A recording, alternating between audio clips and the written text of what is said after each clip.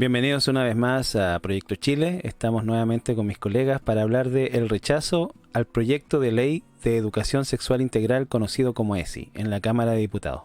Para esto Don Asta nos va a entregar los antecedentes y luego lo analizamos aquí entre todos en Full de Haces. La Cámara de Diputados de Chile rechazó la ley de educación sexual integral más conocida como ESI debido a que muchos de los artículos, eran 7 en total de esta ley, requerían de lo que se denomina quórum de 89 diputados. ¿Qué es lo que ocurre? Al no reunir ese quórum constitucional, el proyecto de ley quedó desechado en su totalidad, a pesar de que en la primera votación sí lograron la mayoría simple. Lo que pasa es que los artículos que no tenían quórum estaban relacionados con los que sí tenían quórum, entonces al rechazarse los de quórum, se cayó el proyecto completo y se archivó. Eso es algo muy relevante porque si hubiese sido de mayoría simple, este proyecto de ley hubiese seguido legislándose.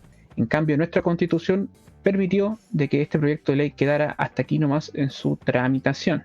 Algunas de las cosas que consideraba este proyecto era el deber del Estado de la protección, promoción y garantía del ejercicio pleno del derecho humano, que es el tema de la educación sexual integral para los denominados NNA o niños, niñas y adolescentes. Partía desde una muy temprana edad acerca de todo este tema de la afectividad y la sexualidad, ¿no? Con una suerte de autonomía progresiva que iba paso por paso, dependiendo de la edad, iban cambiándose los temas que se trataban en esta suerte de educación sexual integral. Y el asunto fundamental está, y la disputa está en lo siguiente: en lo que se denomina los alcances de la libertad de enseñanza y el derecho preferente de los padres de educar a nuestros hijos. ¿Por qué? Porque el tema de la libertad de enseñanza tiene que ver con, sobre todo, el programa de que cada colegio imparte, que esto iban a estar supeditados a esta ley, que tenía una serie de bases, como prevenir la violencia de género, por ejemplo, el abuso sexual infantil, pero el tema es el cómo haces eso, más que lo que aparezca en la ley. Entonces, al permitir este tipo de cosas, tú tienes un problema de que chocan dos derechos: el derecho preferente de los padres a educar a los hijos con el, entrecomillado, derecho del Estado a educar. Entonces, eso fue lo que ocurrió en esta oportunidad y que hizo que muchos diputados desistieran de la idea de legislar este proyecto de ley. Ese como primer punto. No sé qué opinan ustedes de este rechazo, digamos así, de este proyecto. Bueno, es un punto importante el rechazo de esta ley, pero a mí siempre me gusta recordar de que hay otros puntos también importantes, porque el gobierno no lleva 6 meses haciendo esto, y aquellos que van impulsando este tipo de cambios llevan en algunos casos años o décadas realizándolo. Y cabe señalar de que hay cambios que a lo mejor la gente todavía no está clara, que es, por ejemplo, en el sentido de la patria potestad. Hay mucha gente que todavía piensa que los padres tienen la patria potestad de los niños, y no es así. Se llama cuidado personal. Y en el momento de que los niños pasan a ser sujetos de derecho, el cuidado personal se puede cambiar a otra persona o al Estado. Entonces es un tema complicado cuando nos quieren invocar o meter todavía estas otras legislaciones en las cuales se vulnera todavía más a los niños en sí, y pasa que tenemos que nos dejan indefensos en ese sentido como padres en función de cómo proteger a los niños contra este tipo de temas. O sea, el papá siempre, y debiera ser siempre así, tener la última palabra en sobre qué cosa es lo que se le enseña a tu hijo, bajo tu norma, bajo tu criterio, bajo tu creencia. Yo sé, hay gente que quizá tiene creencias retrógradas o muy liberales, pero así es la diversidad, y lamentablemente estamos también nosotros dentro de un mundo donde tenemos que defendernos y también preparar a nuestros hijos para ese tipo de cosas, pero lo hacemos bajo nuestro ritmo, en función de cómo vemos que evoluciona y que crece y que madura nuestro hijo. No es un tema de que a los 3 años esto, a los 4 años esto, a los 5 años esto, porque ese tipo de cosas no con todos los niños es lo mismo. Entonces es delicado el tema. Don Disidente, no sé, comentarios. Mira, coincido contigo que no existen pautas fijas para criar a los niños, y por eso mismo el Estado tampoco las va a tener. Entonces, el impedir que los padres ejerzan su derecho natural a cómo criar a sus hijos eh, no debería tocarse, pero ya como tú lo explicaste, sí ya está un poco corrida la teja con este tema y probablemente esta votación obviamente fue algo muy positivo, pero es momentáneo. Yo creo que aquí hay que tenerlo claro de que esto va a seguir avanzando, porque no olvidemos que se nos viene un cambio constitucional si es que ganan los de la prueba. ¿Ya? Y ahí también van a estar metiendo cuchara con ciertas bases de la nueva constitución que quisieran hacer. Por eso es tan delicado hacer un cambio constitucional frente a esta vorágine de políticos que quieren deconstruir todo lo que es la estructura de una nación, que es en este caso la familia. Entonces, todas estas leyes así son muy similares a las leyes que tenía la ex Unión Soviética, que al final el Estado se hacía cargo de los niños y el partido era como la religión de ellos. Entonces, son caminos hacia el totalitarismo nomás. Son caminos hacia el estatismo y que lo tratan de disfrazar por protección hacia los niños, pero al final simplemente lo que ellos quieren es tener un ejército de niños a su servicio, para perpetuar el tema del estatismo y todas estas cosas que al final lo único que hacen es destruir la individualidad de nuestros hijos en el fin del partido o del Estado en este caso. Y cosas que son tan naturales como el desarrollo natural de un niño, que a medida que va creciendo sus hormonas van generando nuevos comportamientos, donde ahí el padre debe estar atento a sus hijos, decirle que va a tener ciertas sensaciones, a las niñas les va a llegar su periodo, al niño también va a tener sus poluciones, como es una cosa natural, pero no podéis forzar la sexualidad de los niños. Claro, y el mismo, eso es un crimen. Sí, pues y el mismo despertar sexual es diferente tanto en niños como en niñas y tanto en diferentes edades.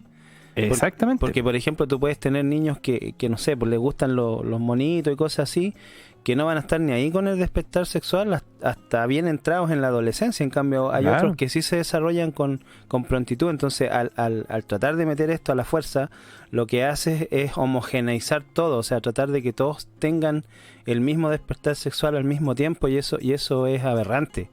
Porque las personas necesitan su tiempo para poder desarrollarse.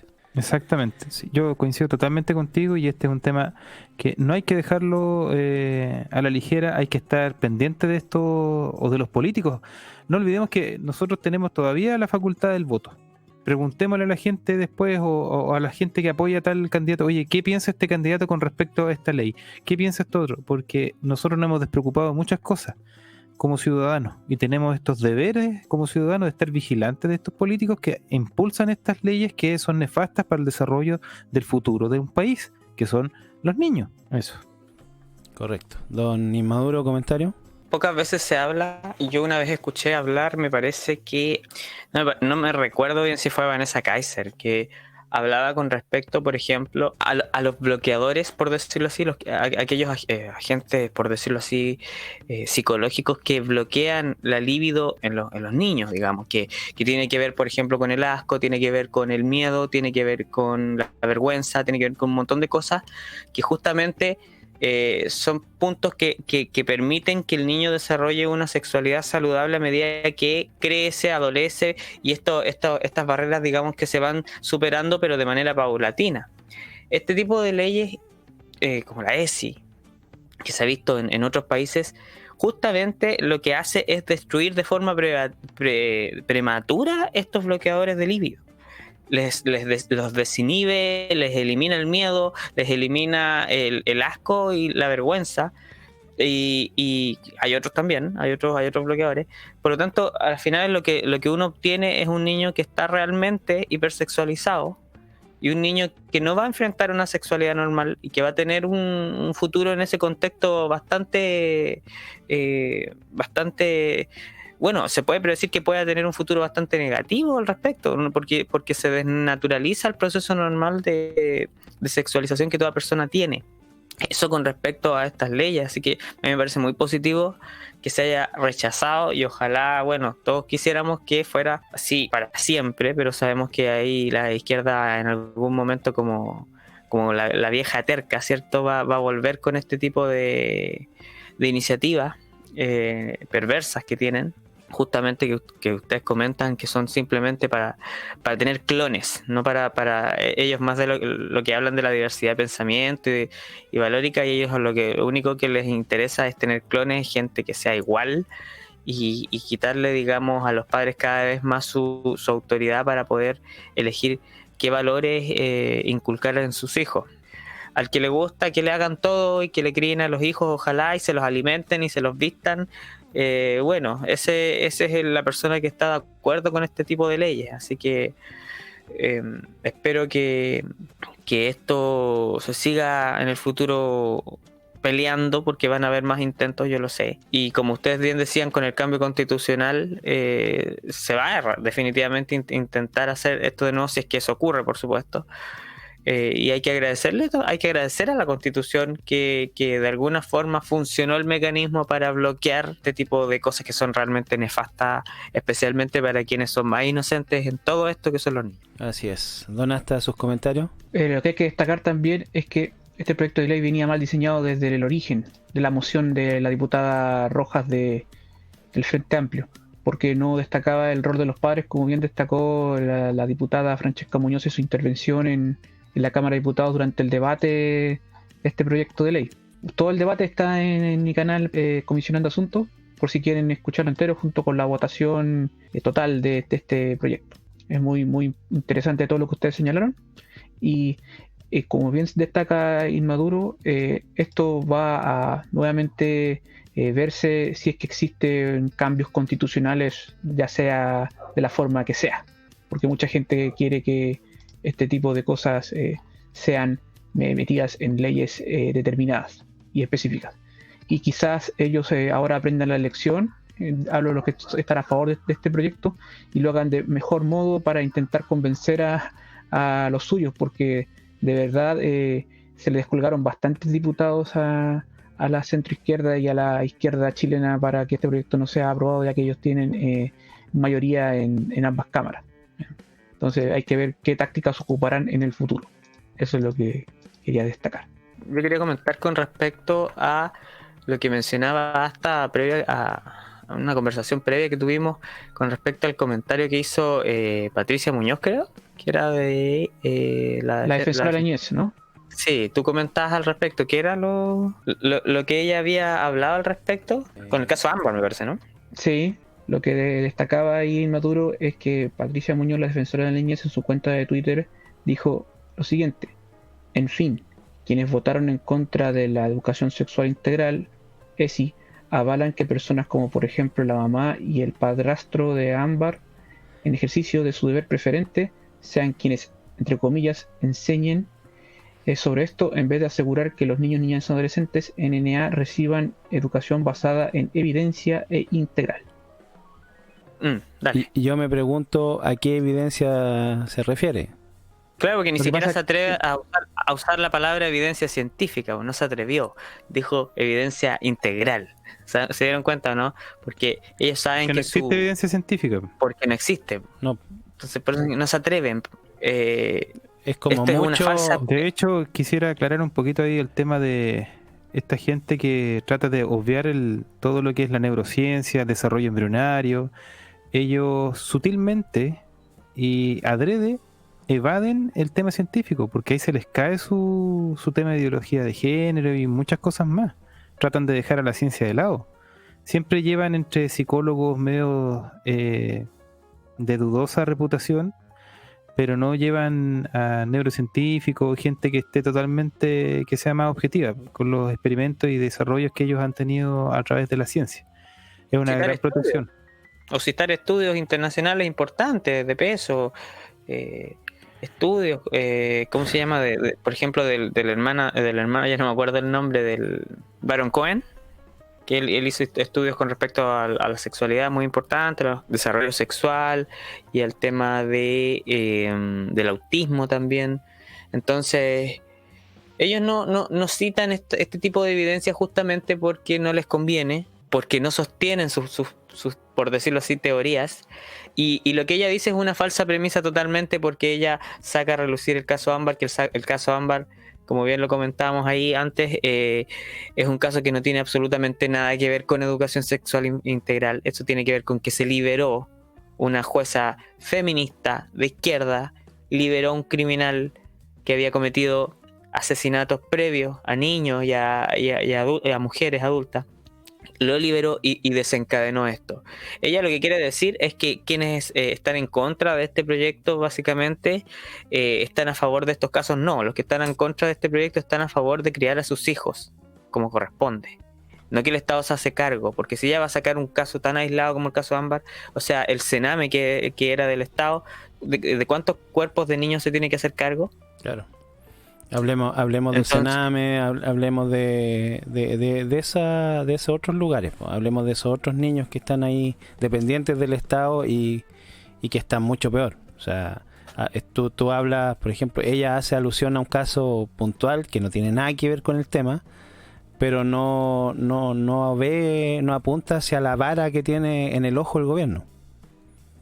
así es. Ese es el Así es, punto. así que Y el daño que ha hecho el Poder Judicial con ir dejando libre a estos tipos, sobre todo la jueza que tiene también su ideología muy marcada con respecto a lo que es el feminismo, ideología de género y un montón de cosas más, y dejó libre a un psicópata, a un asesino. ¿Por qué ella no hizo énfasis en eso? Porque también se pisaba los callos, porque ella Sí. pertenece a ese dogma, a esa estructura, a esa religión, qué sé yo, como se lo quiera llamar.